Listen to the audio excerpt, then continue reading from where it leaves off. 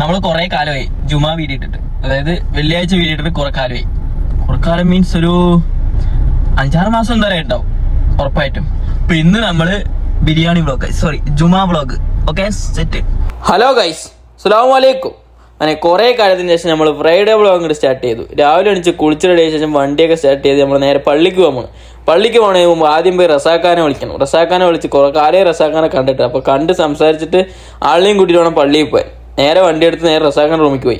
റസാഖാൻ്റെ റൂമിൽ പോകുമ്പോൾ റസാഖ് ഉറങ്ങി എണിച്ചിട്ടില്ല, നല്ല ഉറക്കം. അങ്ങനെ ആളിനെ എണിപ്പിച്ച് ലാസ്റ്റ് ആൾ കുളിക്കാൻ പോയപ്പോൾ ഞാൻ നേരെ വണ്ടി എടുത്തിട്ട് മൂത്താപ്പൻ്റെ റൂമിൽ പോയി. ഞാൻ സാധാരണ വണ്ടി അവിടെ വെച്ചിട്ടാണ് പള്ളിക്ക് പോകാറ്. അപ്പോൾ നേരെ വണ്ടി അവിടെ വെക്കാൻ വേണ്ടി ഞാൻ പോയി. അപ്പോഴാണ് തോട്ടത്തിൽ വെള്ളമൊക്കെ വിട്ടിരിക്കുക. അങ്ങനെ താറാവിനെയും അതിനെയൊക്കെ കണ്ട് കുറച്ച് നേരം നോക്കിയത് നേരെ പള്ളിക്ക് പോയി.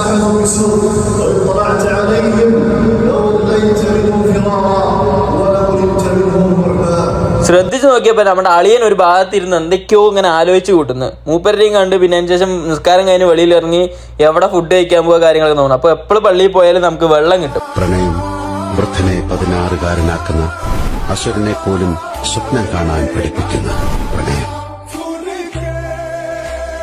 പ്രണയം മരണം പോലെ